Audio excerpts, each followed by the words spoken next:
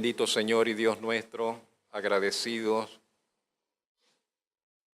nos acercamos nuevamente, Señor, continuamos ante su presencia, agradecidos por sus bondades, por sus bendiciones, Señor, por el hecho de podernos encontrar acá en este lugar, para reconocer su autoridad, su señorío sobre nuestras vidas, para tributar honor, alabanza, adoración a usted que es el único quien lo merece, el Dios altísimo, el Dios verdadero, el Dios santo, el Dios que nos salvó, que nos dio perdón por gracia al enviar al Señor Jesucristo, su propio Hijo, Salvador nuestro. Damos gracias, pues, Señor y Dios nuestro, de poder reconocer, de poder retribuir, Señor, con gratitud, que es lo único que podemos, Señor, entregar en este momento. Lo que usted ha hecho, Señor, por nosotros. Y pedimos que nos asista con su gracia, con su favor, con su espíritu, y nos bendiga, Señor, por medio de la reflexión y la exposición de su palabra. Necesitamos, Señor, de la luz de su palabra. Necesitamos de esa claridad que emana, Señor, del poder comprender, Señor, y recibir su palabra. No solamente a nivel del pensamiento, sino a nivel, Señor, de nuestros corazones, de nuestras almas. Bendíganos, pues, Señor, en este tiempo que dedicaremos a ello. En Cristo Jesús. Amén.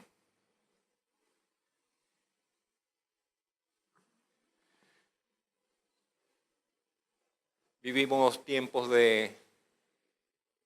los tiempos nuestros son tiempos muy particulares.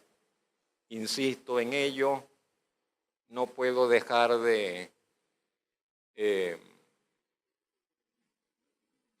pensar en ello, de así expresarlo, que los tiempos nuestros son tiempos muy particulares, tiempos de modernidad, tiempos de cambios acelerados, y si quizás no lo notamos tanto como en otros lugares, se debe a nuestro contexto un tanto particular de sociedad, de país, pero vivimos tiempos de modernidad, tiempos que a la vez son complicados, tiempos complicados en muchos sentidos, tiempos donde se promete que se están haciendo, que todo lo que se hace es para que la vida sea más sencilla y más fácil, pero lo contrario parece ser lo cierto. O sea, con todo y todo lo que se hace y que supuestamente se logra para el bienestar y para la facilidad y la comodidad, no, la vida es cada vez más complicada para casi todo. Sin embargo, con todo, porque el mundo no es uniforme, hay lugares donde nos asombramos y lugares tranquilos sobre la faz de la tierra que parecen un paraíso, donde las personas viven en unos entornos que parecen algo que no fuera de este mundo. Sitios idílicos que asombran por los parajes, por la tranquilidad. Allí usted no va a ver complicaciones de nada. Las familias se levantan para ordeñar una vaca, cocinan rodeados de vegetación, las montañas allá, una tranquilidad total. Por lo menos a mí me atraen ese tipo de parajes, de entornos. Pero no muy lejos de allí hay otros lugares donde el mundo es completamente distinto, donde las personas no tienen que comer, donde hay situaciones de hambruna, donde hay situaciones de guerra, donde hay conflictos pero realmente terribles y donde la vida es un infierno. Entonces en algunos lugares de la tierra la vida es como un paraíso y en otros lugares de la tierra la vida es como un infierno. O sea, literalmente, o sea, realmente, terrible, terrible. Y las multitudes atropellándose para tratar de recibir algo de comida porque no hay. Situaciones realmente de catástrofe, terrible, indescriptible. Dependiendo entonces de dónde nos encontremos y de cuál sea nuestra posición, pienso y digo, tendremos también una opinión sobre la vida. Una será la opinión de las personas que viven en esos sitios tranquilos sobre la vida y otra será la opinión de aquellos que viven y han vivido y han nacido y crecido en medio de esos lugares de conflicto entonces tendrán otra opinión sobre la vida y nosotros tenemos nuestro parecer sobre lo que es la vida, nuestro sentir sobre la vida. Nuestras preocupaciones pueden ser muchas, también pienso sobre eso, muchas y muy variadas. Y en cierta manera creo que no me equivocaría si dijese que todos los seres humanos tienen preocupaciones, estén donde estén. Tienen sus preocupaciones y tal vez solo los niños y los adolescentes en condiciones medianamente normales no se preocupan, no tienen preocupaciones. Tal vez. ¿Ve? Pero ya al entrar a la juventud, y si se asume la juventud con ciertos criterios de sensatez y de responsabilidad, comienzan las preocupaciones. Y las preocupaciones no se detendrán prácticamente hasta el final de nuestros días sobre esta tierra. Pues. Y creo que es normal que así sea. Creo que es normal que así sea. El apóstol Pablo dice, por ejemplo, que los que se casan van a tener muchas preocupaciones. Y Pablo dice, sería mejor, yo quisiera, dice el apóstol Pablo, que ustedes no se casaran, que se quedaran solteros.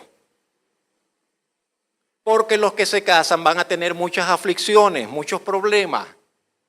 Ni siquiera van a poder servir al Señor con tanta libertad como los solteros. Pablo, ¿qué estás diciendo? Eso está diciendo Pablo. Y quisiera que se quedaran como yo, dice Pablo, sin casarse.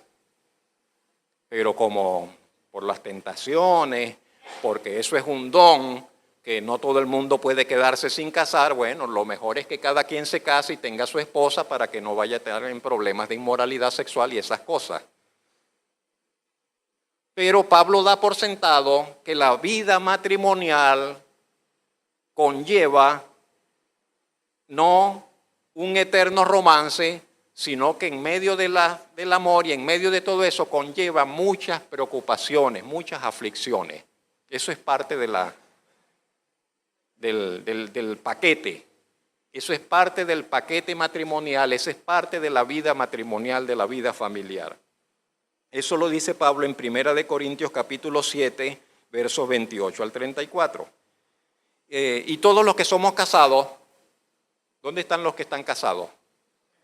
Todos los que somos casados podemos decir, tenía razón Pablo, ¿o no? Tenía razón Pablo, tenía razón Pablo. De manera que los solteros, si está pensando casarse, está bien, pero tenga en cuenta que eso no va a ser como el noviazgo es el noviazgo y el matrimonio es otra cosa, diferente. Ajá. La vida familiar conlleva responsabilidades, demandas, preocupaciones que le son inherentes y que es necesario atender y aprender a sobrellevar con la ayuda y la gracia que recibimos del Señor. Y si no se aprende a sobrellevar con la gracia y la ayuda del Señor esas situaciones, el matrimonio fracasa, la relación se fractura, la familia se desintegra. Menciono el ejemplo de la vida familiar porque todos, sin excepción, tenemos un entorno familiar. Solamente Darwin, con su descabellada teoría de la ¿qué? Sí, pero de la generación espontánea antes, ¿fue que mencionó él? No. Ajá, bueno, de la evolución. Hay algo ahí que me está faltando. Pero solamente él entonces pensaba que salimos de otro lado. Pero todos nosotros, desde que el Señor creó al primer ser humano sobre la faz de la tierra, venimos de un entorno familiar. Venimos de un entorno familiar, crecemos en un entorno familiar, sea como sea que este sea, y perdonen la redundancia. Y muchas de nuestras preocupaciones hoy, creo que no me equivocaría si dijese que muchas de nuestras preocupaciones, de las suyas y de las mías, tienen que ver con nuestras familias, con nuestros entornos, con nuestro entorno familiar, con lo que vivimos en el día a día, en el contexto de la familia. ¿Ves? Padres preocupados por los hijos, esposos por esposas, qué sé yo. Estamos en eso, familiares, tíos, sobrinos, en fin. Y todo lo que conlleva una vida familiar. Porque no es solamente que somos familia, es vivir juntos, es cómo vivimos, es poder llevar una relación de armonía, es comer. ¿Qué cosas? ¿Qué cosas? ¿Qué cosas? ¿Qué cosas? Que el comer, que el sustento diario se convierte en una preocupación.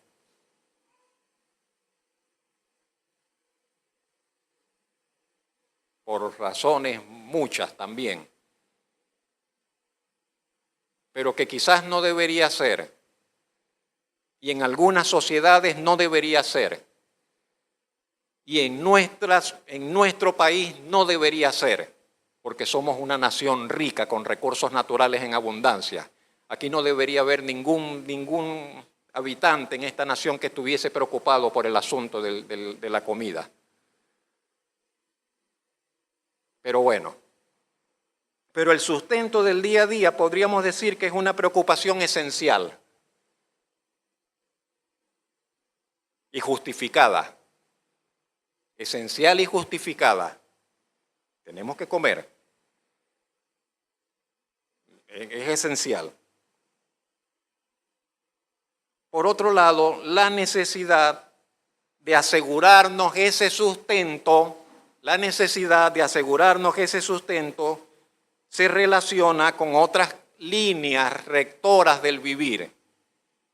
Por ejemplo, son planteadas en la palabra de Dios. Por ejemplo, Dios dijo, desde que el hombre le dio la espalda, le traicionó, Dios dijo que ese sustento debería ser ganado con esfuerzo. En Génesis 3:19, Dios le dijo, de ahora en adelante tendrás que ganarte el pan sudándolo. Y eso lo entendió la humanidad hace mucho tiempo. Y así lo asumió el ser humano durante muchos siglos. Y solamente los malhechores y solamente los vándalos y solamente los saqueadores y solamente los criminales no entendían esto así. Y robaban a los demás y saqueaban a los demás y se apoderaban de los demás para no tener que trabajar, para no tener que sudar y así tener recursos. Pero de hecho, por lo contrario, de otro lado, todos los demás entendían, no, para comer hay que trabajar, hay que sudarse y hay que esforzarse para ganarse el sustento. Pero hemos llegado ahora a tiempos donde decimos, ¿para qué trabajar? Yo quiero ganar dinero acostado en el sofá de mi casa. Yo quiero ganar dinero y sin tener que trabajar, sin tener que sudar y sin tener que, cómodamente, de forma relajada, de forma tranquila, sin mucho esfuerzo. Yo quiero ganármelo fácil. ¿Sí o no? Eso abunda ahorita, esa es la moda actual. Eso es lo que está corriendo por todas partes, por las redes y tal. Mira, dinero fácil, mira, dinero fácil, mira, dinero fácil. Métete en esto, métete en aquello, esto te va a dar, esto te va a dar. Haz esto, haz. Asuntos ilegales, asuntos truculentos, de vueltas informáticas que le van sacando dinero a otros de cuentas y tal, y finalmente caen en manos de las personas. Todo con tal de no ganarse, de no sudar, sino de ganarse el dinero fácil. Eso es contrario a lo que Dios ha propuesto. Eso es contrario a lo que Dios espera de nosotros. Eso es contrario a lo que Dios espera del ser humano. Eso es algo que va en contra de los criterios que el Señor plantea para nuestro vivir.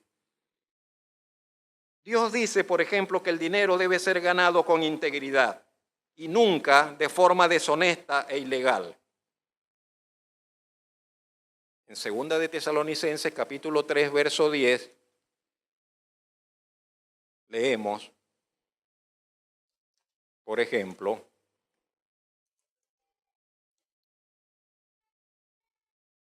porque también cuando estábamos con vosotros, os ordenábamos estos. Si alguno no quiere trabajar, que tampoco coma. Porque oímos que algunos de entre vosotros andan desordenadamente, no trabajando en nada, sino entremetiéndose en lo ajeno. A los tales les mandamos y exhortamos por nuestro Señor Jesucristo que trabajando sosegadamente coman su propio pan. Pablo le decía por todo el centro lo que tenía que decirle a estos hermanos. Son hermanos que están en la iglesia. Y le dice, eso no está bien.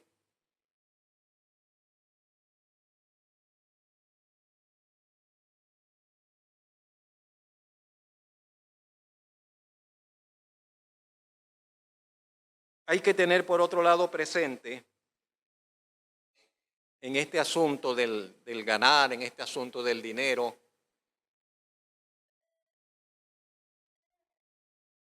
hay creyentes, hay hijos de Dios que tienen riquezas, hay hijos de Dios que alcanzan a hacer riquezas honradamente, trabajando, que heredan, que desarrollan proyectos que les generan riquezas materiales, económicas, y sin embargo, entonces el consejo de la Escritura es que no deben poner el corazón en esas riquezas. Eso dice, por ejemplo, el Salmo 62:10. El Salmo 62:10 expresa la siguiente frase.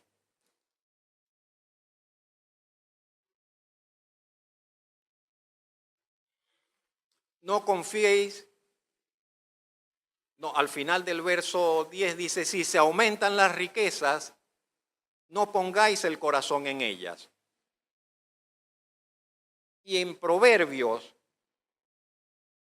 capítulo 23 da la razón. Proverbios 23 dice, porque tarde o temprano esas riquezas van a agarrar como alas y se van a ir. Y eso lo hemos visto, pero muchas veces. Personas que en un momento están en la cumbre, prósperos económicamente, negocios prósperos, un boom, y se pusieron en dinero. Y a vuelta de unos pocos años, de repente esas personas están quebradas y el negocio se vino y quedaron pero sin nada. Lo hemos visto acá, lo hemos visto en nuestros entornos, lo hemos visto a nivel mundial, personas multimillonarias que han amasado pero fortunas multimillonarias y de repente están en la quiebra y lo único que les ha quedado, o por lo menos lo que han decidido ellos al ver que perdieron todo lo que tenían, hasta se han suicidado y han acabado con su vida porque Dios, trabajé toda mi vida para esto, perdí todo y ya no tengo razón ni tengo tiempo para volver a comenzar. Y se han quitado la vida.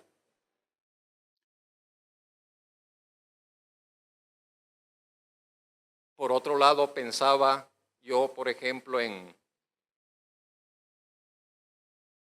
uno de los fundadores de todos estos sistemas informáticos y tecnológicos actuales, Steve Jobs. Más de 8.000 millones de dólares al momento de su muerte. Pero esos 8.000 millones de dólares no pudieron impedir que muriese apenas a los 55 años de edad, porque se le instaló un tumor allí en el páncreas, no sé dónde, y no hubo manera de que esos 8.000 millones de dólares le conservasen la vida. Y no se volvió al Señor Jesucristo, sino que se volvió a Buda, porque él era budista, y fue a buscar un videntes, y fue a buscar no sé qué más, y hizo no sé qué más, hizo no sé qué más, hizo no sé qué más, pero nada de eso ¿Y de qué le valió a ese hombre tener tantos miles de millones de dólares? Y ya. Y se fue él y su fortuna pasó a ser de otro, como dice la palabra de Dios, su fortuna vino a ser de otros. Entonces, ¿qué podemos hacer con el dinero? ¿Qué es lo mejor que podemos hacer con el dinero si se nos aumenta? Entonces, nuevamente el apóstol Pablo dice, lo mejor que puede hacer un hombre que tiene dinero es ser rico en buenas obras. Eso es lo mejor que puede hacer, ayudar a otros con su dinero. No guardarlo, no preservarlo, no decir, no, esto es mío y no lo comparto con nadie. Lo mejor que puede hacer alguien con el dinero es hacer buenas obras. Eso dice la palabra de Dios.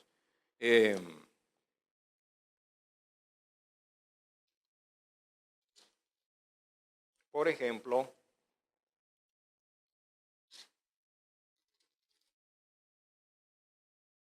a los ricos de este mundo manda, dice el apóstol Pablo, 1 Timoteo 6:17, manda que no sean altivos.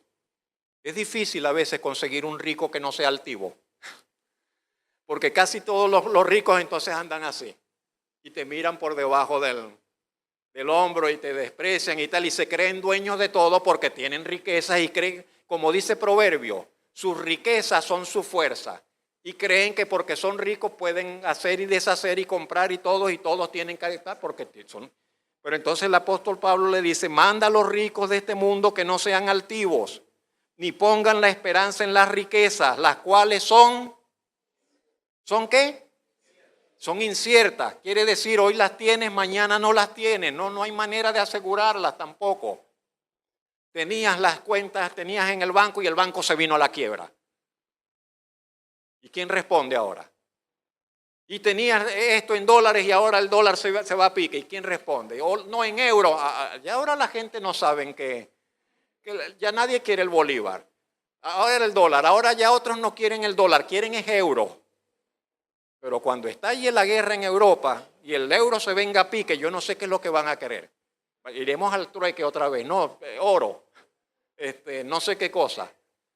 Pero las riquezas definitivamente, como dice la palabra de Dios, las riquezas son inciertas, son inciertas. Entonces, que no pongan la esperanza en las riquezas, que son inciertas, sino que la pongan en el Dios vivo, que nos da todas las cosas, ¿cómo? En abundancia. ¿Para qué?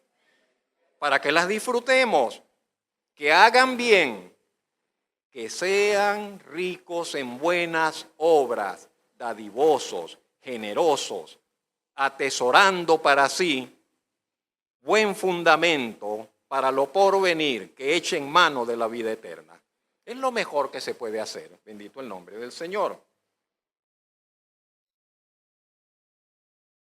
No obstante estas cosas, comenzamos hablando de preocupaciones sobre la validez de nuestras necesidades, sobre la validez de nuestras preocupaciones.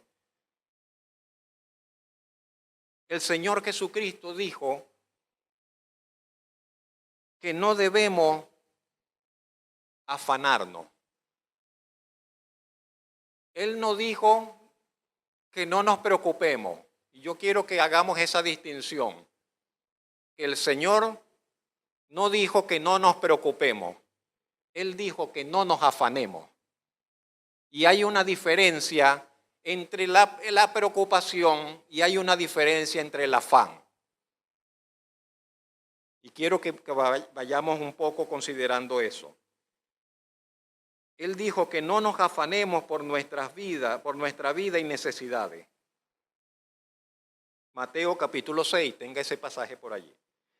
Una preocupación, dije hermanos, una preocupación surge ante la evidencia de una necesidad que se acerca. Te dice, oye, tengo que pagar, me toca pagar tal, ya viene la fecha del pago, X, el colegio del hijo. No tengo para pagar la mensualidad del colegio. Y ante esa fecha que se va acercando, usted comienza a preocuparse. Eso es válido. Usted va y ve la despensa y bueno, ya no me queda harina para hoy. Y no tengo para comprar para el resto de la semana. Y ante eso que se va agotando, ese recurso, la preocupación, esa preocupación es válida. Esa preocupación es válida. La pastilla del tratamiento médico se le agotó. Y no puede parar el tratamiento porque tiene que seguir con el tratamiento, pero los números no le dan para ir a la farmacia a comprar la medicina. Y dice, me quedan 3 pastillas para 3 días. No tengo para comprarla. Y esa preocupación de que en 3 días esa preocupación es válida. Esa preocupación es válida. No es pecaminosa, es lo que le quiero decir. Entonces, una preocupación surge de la evidencia de que estamos vulnerables, tenemos una necesidad, tenemos una vulnerabilidad en nuestra vida. Pero también puede surgir una preocupación como una alarma que se enciende en el alma por alguien. Y usted dice, estoy preocupado por fulanito, estoy preocupado por tal. Porque hay un aprecio, porque hay un amor, porque hay un interés. Y usted dice, me preocupa el hermano tal, que no lo he visto en la iglesia últimamente. Me preocupa, me dejó preocupado tal persona. Me dejó preocupado mi hijo, que conversando con él me dijo esto, esto y esto. Y él nunca me había dicho esas palabras así, no lo había escuchado hablar así. Me preocupa que ahora está... Entonces, esas preocupaciones que nacen del amor, que nacen del interés en las otras personas, son buenas preocupaciones. Son buenas preocupaciones, son válidas.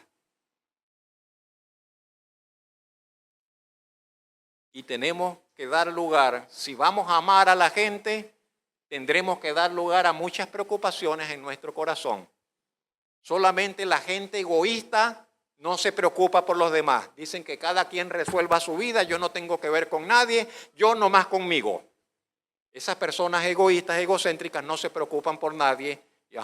Pero si nosotros vamos a dar lugar al amor y amarnos unos a otros, eso implica entonces también abrir el corazón a preocuparnos por los demás, a preocuparnos por otros.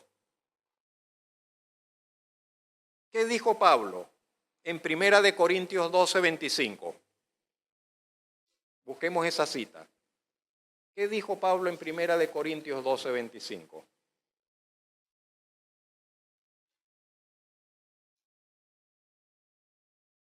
Por ejemplo,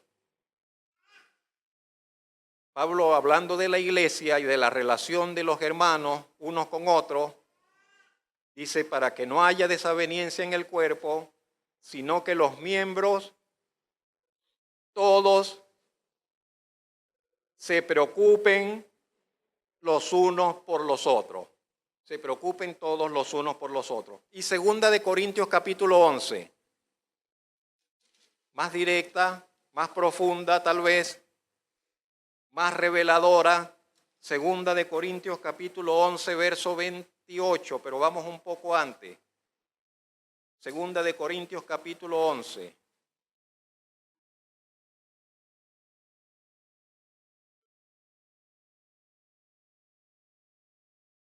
Verso 27. Pablo está hablando de todo lo que él ha pasado, de todo lo que él ha tenido que sufrir como servidor del Señor, como apóstol del Señor, como mensajero del Señor. Y dice, he estado en trabajo, he estado en fatiga, he estado en muchos desvelos, he padecido hambre, he padecido sed, he estado en muchos ayunos, he estado con frío, he estado en desnudez.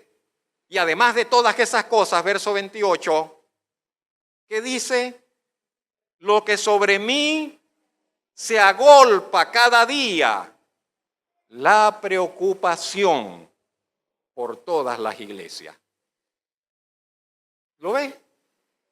Entonces Pablo dice todo eso y además de eso, lo que todo el día, cada día se viene, eso cae sobre mí como una carga. La preocupación por la iglesia, la preocupación por todas las iglesias. De manera, mis hermanos queridos, entonces quiero decirle con énfasis, sí, tendremos que asumir preocupaciones, tenemos que aceptar preocupaciones, forma parte de nuestra vida, forma parte del propósito de Dios, forma parte del paquete del amor, forma parte de las relaciones, son buenas, son necesarias para forjar nuestro carácter, para que vivamos la clase de vida que tenemos que llevar. Ahora, el afán es otra cosa distinta. El Señor dijo, no os afanéis, no estéis en ansiosa inquietud. La versión moderna traduce afán como congoja. No estén acongojados, no estén acongojados. El afán es algo diferente porque siempre tendrá una connotación negativa en las Escrituras. Siempre que se habla de afán en la Biblia lo presenta como algo malo, lo presenta como algo negativo, lo presenta como algo que se debe evitar. Y uno de los ejemplos más gráficos es el que todos nosotros conocemos. Cuando el Señor llegó a la casa de Marta y María está a los pies de una vez se puso a los pies del Señor a escucharle, y Marta va acá y sirve para acá y llama al sirviente y va para acá y la comida y no sé qué más y los corotos y le dice al Señor, Señor, no te importa que ella no me ayuda, dile que me ayude. Y el Señor le dijo, Marta, Marta, afanada y turbada estás con muchas cosas y solamente una cosa es necesaria. Afanada y turbada estás con muchos quehaceres y solamente una cosa es la importante. María escogió la buena parte y yo no se la voy a quitar. Entonces ese es el ejemplo más gráfico de lo que es el afán.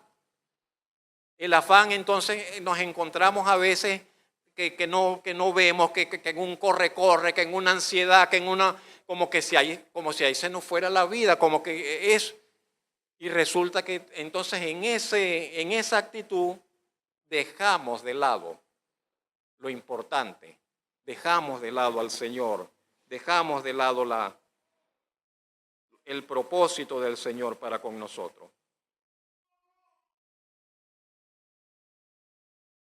¿Por qué no deberíamos afanarnos? Mateo capítulo 6. ¿Por qué no deberíamos afanarnos?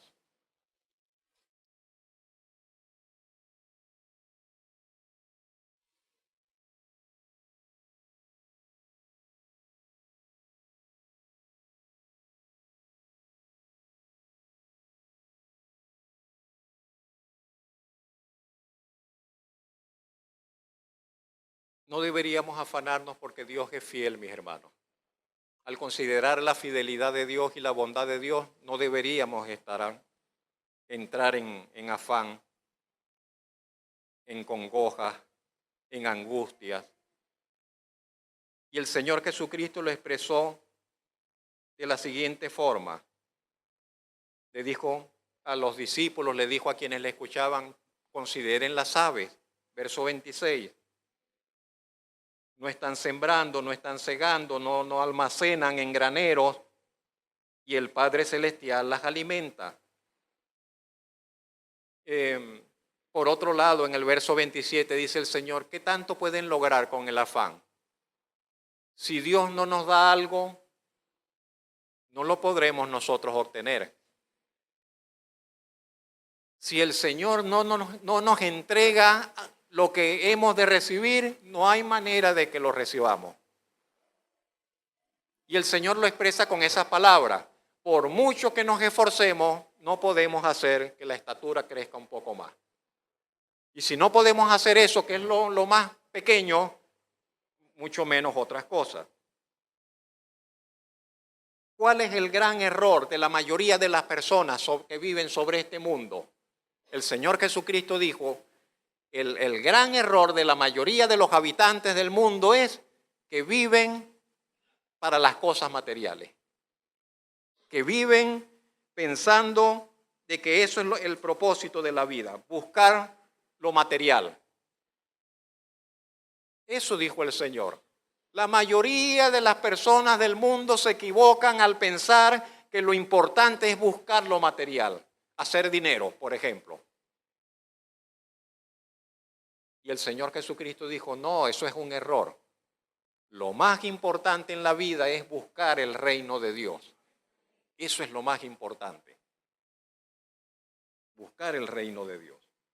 Al buscar el reino de Dios, dijo el Señor, las otras cosas van a llegar como una añadidura. Sean las que sean, llegarán como una añadidura.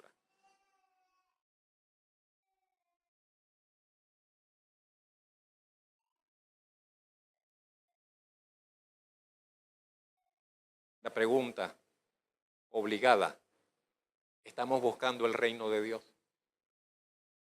¿Estamos buscando el reino de Dios y su justicia? Y la otra pregunta que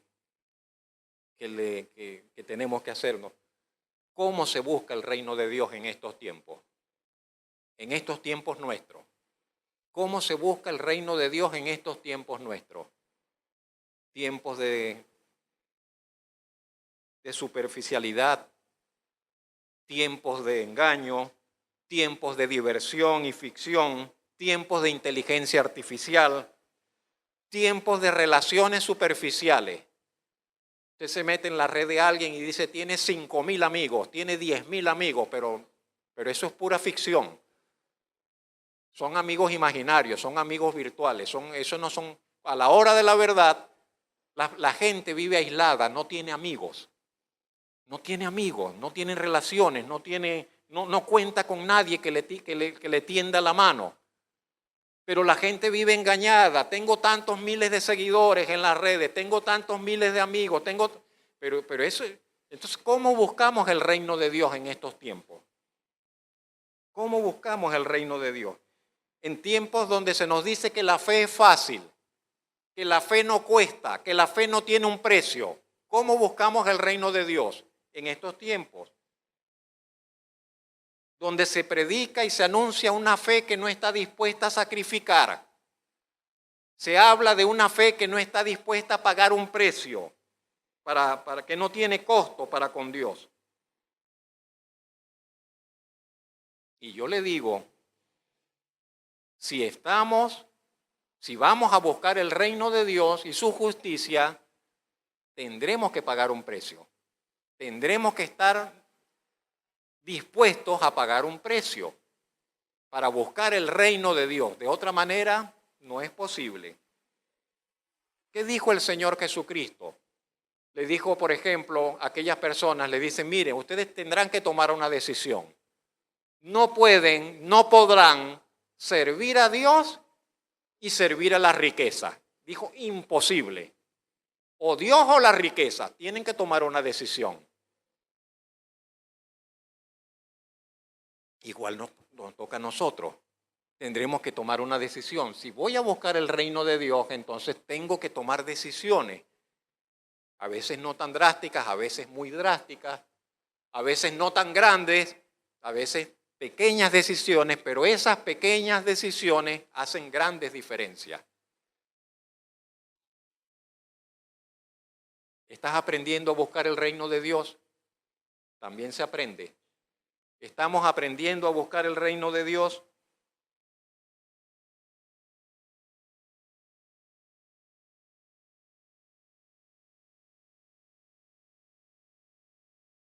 Me gusta y me llama la atención, y lo anoté acá, y quiero que me acompañe a Marcos capítulo 4. Es la parábola del sembrador, ¿no? Y usted sabe que la semilla cayó en 4 lugares y hubo 4 resultados, pero uno de ellos en particular me resulta muy llamativo, al menos hoy, al menos para hoy.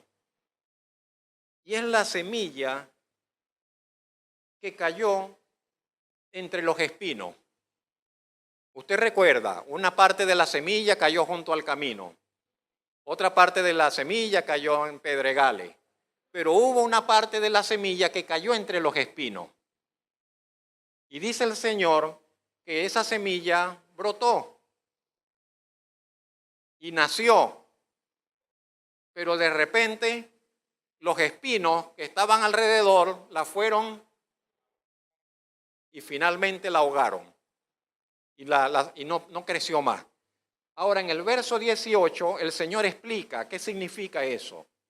Él dijo lo siguiente: estos son los que fueron sembrados entre espinos, dice el Señor Jesucristo. Son los que oyen la palabra. Aquí estamos nosotros oyendo la palabra. Hoy domingo hay miles y millones de creyentes reunidos oyendo la palabra. Todos los días hay millones de personas oyendo la palabra. La oyen por la radio, la oyen por la internet, la oyen en distintos medios, oyen la palabra. Dice el verso 19. Pero los afanes, y nuevamente los afanes de este siglo, que es lo mismo que decir los afanes de este mundo, el engaño de las riquezas y las codicias de otras cosas entran y ahogan la palabra y se hace infructuosa.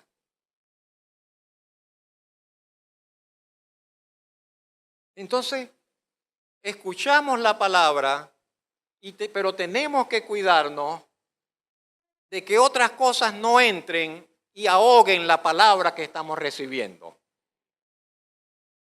Y que no seamos engañados y que no entre otro tipo de, cuando dice codicias, deseos. ¿Qué codiciamos? Y que podamos llegar a decir, Señor, no deseo nada más sino solamente a ti.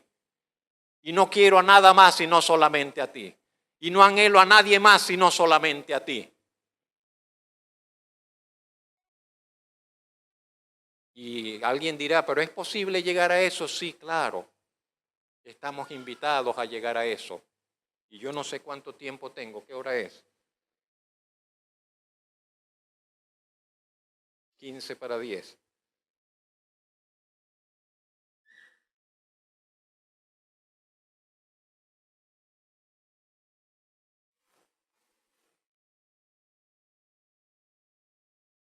Deme esos 15 minutos.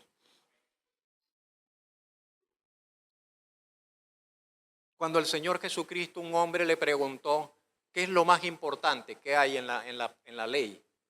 ¿Qué es lo más importante? ¿Cuál es el mandamiento principal? ¿Cuál es el mandamiento más importante de todos? El Señor inmediatamente le dijo, el mandamiento más importante de todos es este. Amarás al Señor tu Dios con todo tu corazón, con toda tu alma, con toda tu mente y con toda tu fuerza. Ese es el principal mandamiento, no hay otro como ese. Y esas palabras nos señalan el lugar. Esas palabras nos indican hacia dónde tenemos que apuntar. Y aunque se nos presenta como un mandamiento, ese mandamiento no es más que una indicación hacia dónde debo mirar, hacia dónde debo aspirar, qué es lo que debo tratar, hacia dónde debo tratar de llegar. Debo tratar de llegar hacia aquel punto donde pueda amar al Señor con todo mi corazón, con toda mi alma, con toda mi mente y con todas mis fuerzas. Hacia allá debo tratar de llegar. Y eso es lo que se espera de cada uno de nosotros, no solo del pastor, de cada uno de nosotros, de cada uno de los que estamos acá. Ahora, nadie puede amar lo que no conoce. Escúcheme, no se puede amar lo desconocido. Cometen un gravísimo error, por ejemplo, quienes entran a una relación matrimonial sin haberse dado un tiempo para conocerse. Peligroso, porque puede resultar que después que estén casados dice, pero bueno, ¿con quién me casé yo? Porque no se conocían. Por eso que esas peliculitas romanticonas que van allí, que tal, hay que vienen y no se conocen, se encontraron y amor a primera. Por favor. Nadie puede amar lo que no conoce. Vale para todo. Vale para un oficio, vale para una profesión, vale para una relación con las personas y vale para con Dios. Personas que han comenzado a estudiar una carrera que desconocían, no les gustaba en absoluto. Y después que entran y comienzan a conocer la carrera, se les desarrolla un amor por esa profesión y por esa carrera y dicen, me gusta, ahora sí. Comienzan a tratar una persona a otra, no siente nada y comienza a conocer a la persona y ama a la persona. Pero con Dios nos pasa igual. Con el Señor nos pasa igual. ¿Por qué no amamos más a Dios? Porque no lo conocemos. Por eso no lo amamos más, porque no lo conocemos. ¿Por qué la mayoría de los cristianos tenemos, para incluirme, un amor tan débil por nuestro Dios? Porque no lo conocemos, porque Dios nos es un desconocido y apenas por encimita tenemos cierta idea, pero no le conocemos.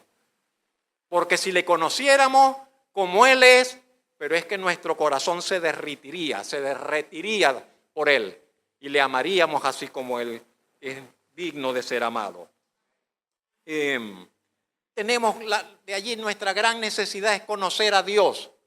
Yo no sé cuántos años tiene usted en el Evangelio, eso no importa. Usted necesita conocer más al Señor. Yo no sé por cuántas iglesias usted ha pasado, eso no importa. Usted necesita conocer más a Dios. Yo no sé cuántas veces usted ha leído la Biblia, si la ha leído completa, no sé cuántas veces usted necesita conocer más a Dios. Y conocerle, por ejemplo, conocerle como aquel que Él es, el Dios fiel. Dios es fiel. Y que usted le pueda conocer como eso, no porque lo leyó, no porque lo aprendió, no porque lo tiene como un concepto teológico.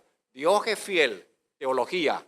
No, que usted en experiencia, usted lo vive, usted lo ha experimentado y usted puede saber que su Dios, el Dios suyo a quien usted sirve, el que le salvó, es Dios fiel. ¿Por qué fiel? Porque cuando usted está cayendo, Él le mete la mano y no lo deja caer y lo sostiene. Porque en los momentos que usted ha estado, que no ha tenido a nadie con quien contar, el Dios fiel ha venido en su ayuda y ha estado con usted allí, no le ha abandonado. Por eso, entonces usted dice, Él es fiel, Dios fiel, bendito su nombre. Y esas cosas hay que vivirlas, esas cosas hay que experimentarlas. No basta con tener el concepto, eso hay que vivirlo, que usted dice, estoy acá y necesito conocer a ese Dios que promete y cumple sus promesas. Hay que conocerle como el Dios de poder. Y a veces tenemos tanto miedo y tantas dudas, y será que Dios me va a escuchar, y será que Dios puede, y yo no tengo cómo hacer esto, pero ¿sabe que Él es el Dios poderoso? Y más que poderoso, es el todopoderoso, y que Él dice, ¿habrá algo que sea imposible para mí? Bendito su nombre. Y necesitamos conocerle así, y entonces también conocerle como el Dios poderoso, como el Dios misericordioso. Dios misericordioso. Y si bien Él dijo que tendrá misericordia del que Él quiera tener misericordia, sin embargo siempre podremos apelar a ese hecho y decirle, Señor, pero usted es misericordioso. Usted es misericordioso. Conocerle como el Dios bondadoso, como el Dios soberano. A veces nos cuesta aceptar la soberanía de Dios. No está Él obligado a complacernos, Él es soberano. No está obligado a responder a nuestros deseos, Él es soberano. No está obligado a darnos razones para que entendamos por qué está haciendo lo que hace, Él es soberano. Él puede hacer y dejarnos a nosotros así que nosotros quedemos, no sé por qué lo hizo. Y quizás pasar nuestra vida acá sin entender por qué lo hizo. Cuando lleguemos allá quizás lo entendamos, porque Él es soberano. Él es soberano. Y tenemos que conocerle y respetarle como Dios soberano, como Dios santo. Dios santo. Santo, Dios santo, 3 veces santo. Y por otro lado, me acerco al final, tenemos que comprometernos en amor para con Dios. El amor es un compromiso. El amor es un compromiso. Aunque encierra muchas emociones, no es una emoción. El amor es un compromiso. Y como me comprometo, entonces tomo una serie de decisiones y esas decisiones no hacen más que confirmar la elección que he hecho. La elección que he elegido honrar a Dios. He elegido vivir para Dios. He elegido someter mi vida a su voluntad. He elegido vivir para Él. De eso se trata. Me van a proponer que me vaya para allá, pero yo recuerdo, no, yo he elegido ir para acá. Me van a proponer esto, pero yo he elegido honrar al Señor. De eso se trata y eso es amor. Y no se trata a veces de que lo sienta o que no lo sienta, a veces se trata, aunque no, yo digo, yo voy acá porque esto he decidido. Y Dios, he decidido honrar al Señor. Y Dios le recriminó a Elí, el sacerdote. Dios le recriminó y le dijo, no le voy a perdonar esto porque él decidió honrar a sus hijos antes que a mí. Y nosotros estamos llamados a honrar a Dios por encima de todo y de todos. Antes que nuestra familia, Dios. Antes que sus hijos, Dios. Antes que todas las cosas, Dios. De eso se trata. Bendito su nombre. Dios es digno de honor, de ser honrado sobre todas las cosas. Y eso es una decisión que tenemos que tomar y pedirle, si hoy no puedo, pedirle al Señor, Señor, pero yo quiero que usted me ayude para tener la valentía de consagrar mi vida a usted y de ponerlo a usted en el primer lugar, antes que la casa, antes que la familia, antes que mis hijos, antes que el trabajo, antes que esto, antes que aquello, ponerlo a usted en primer lugar.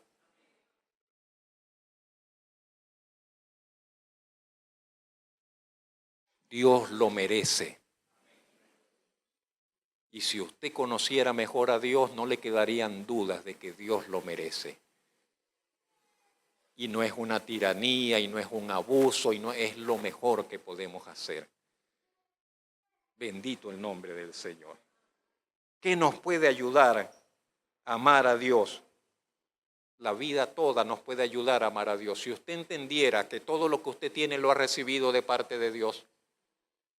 Si nosotros entendiésemos que todo bien que hemos disfrutado lo hemos recibido de parte de Dios, eso nos ayudaría. Pero a veces pensamos, no, esto me lo gané yo. No, fue Dios que te lo dio. No, esto me lo dio mis padres. No, fue Dios que te lo dio. Y todo lo que cuando vemos la cadena, de dónde vino, de dónde se originó, todo bien, toda buena dádiva y todo don perfecto, como dice la Escritura, desciende del Padre, desciende de las luces y lo hemos recibido de Él. Pero a pesar de ello, ¿qué nos puede ayudar? Leer y escuchar su palabra diariamente nos puede ayudar a amar más a Dios. Lea la Biblia a diario, eso le va a ayudar a amar mejor a Dios, a conocer mejor a su Dios y amarle más. Ore más, tenga tiempos frecuentes de oración. Si no oramos es difícil que progresemos en nuestro amor por Dios. Tendremos un corazón frío para con Dios. Trate de orar con más frecuencia. Piense, póngase a pensar en lo que Dios hace. Dios nunca está de brazos cruzados, siempre está obrando. Reflexione sobre lo que Dios hace, sobre lo que Dios está haciendo. Agradézcale por todo lo que le ha dado en la vida. Mire hacia atrás, ¿de dónde viene usted? Desde que nació hasta aquí. Mire hacia atrás y agradézcale a Dios por todo lo que Dios ha hecho en cada etapa de su vida. Agradezca a Dios por el presente donde usted se encuentra hoy. Eso le ayudará. Eso nos ayudará. Vea cómo su misericordia se manifiesta en este mundo.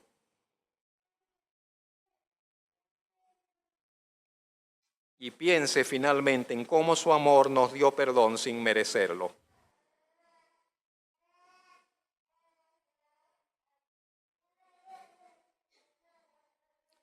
Dios nos ama.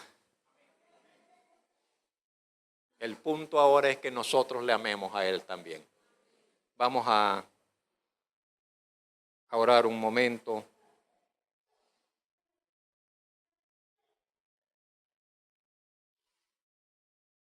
David.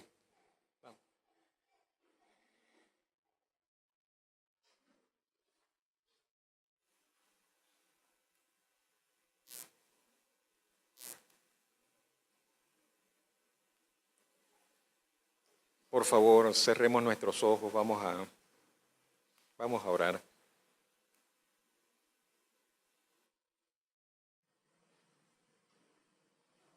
Señor, gracias por su palabra.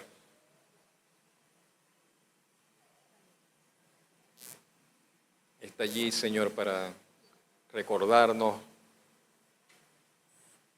para indicarnos el camino, para ser luz, Señor, para nuestros pasos.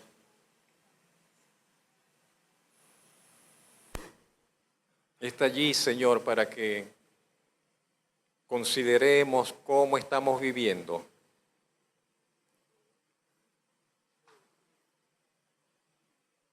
Y cómo podríamos vivir en la plenitud, Señor, de su Santo Espíritu, de su gracia.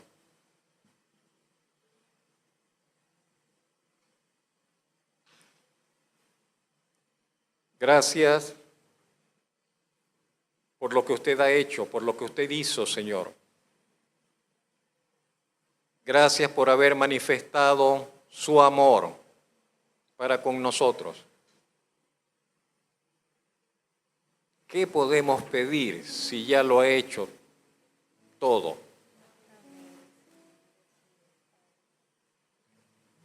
Envió el Salvador, nos dio perdón. se nos ha manifestado, nos ha revelado cuál es su propósito, su voluntad. Nos ha dejado su palabra, Señor. Nos ha dejado las indicaciones para el camino. Nos ha dejado un cúmulo de promesas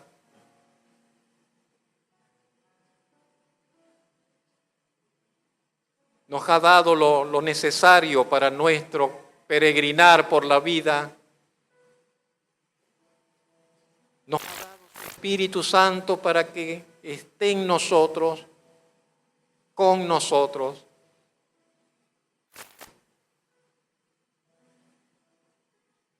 Henos aquí, bendito Padre Celestial.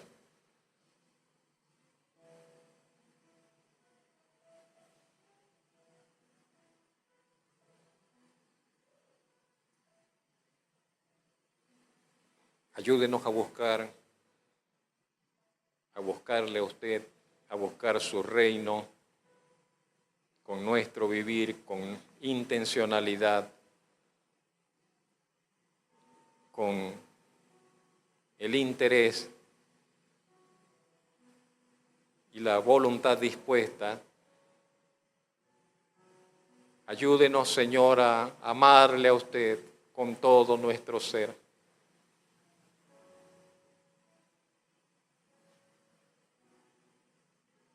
Revélese, Señor, ante los ojos de nuestra alma y corazón.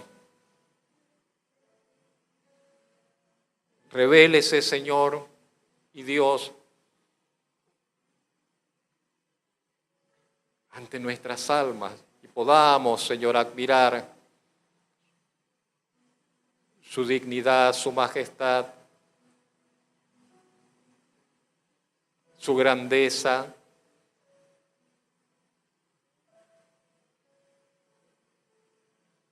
Y pueda, Señor, nuestros corazones ser conmovidos de ser suyos, de saberse, Señor, de saber que somos suyos, de saber que le pertenecemos, de poder reconocer que tenemos comunión con el Dios verdadero, con el Dios vivo, de poder entender que vivimos para usted, que vivimos por usted y estamos llamados a vivir para usted, Señor. Queremos ser sinceros, Señor. Queremos ser honestos. Queremos llegar a ser completamente suyos. Sinceramente suyos, genuinamente suyos.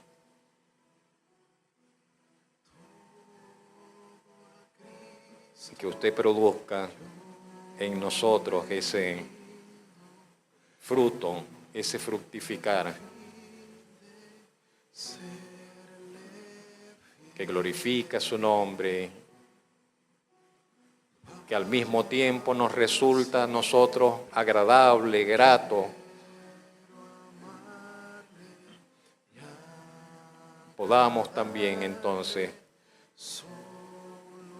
ver, Señor, con nuestros propios ojos la bendición que es el que usted ocupe el centro, el primer lugar en nuestras vidas.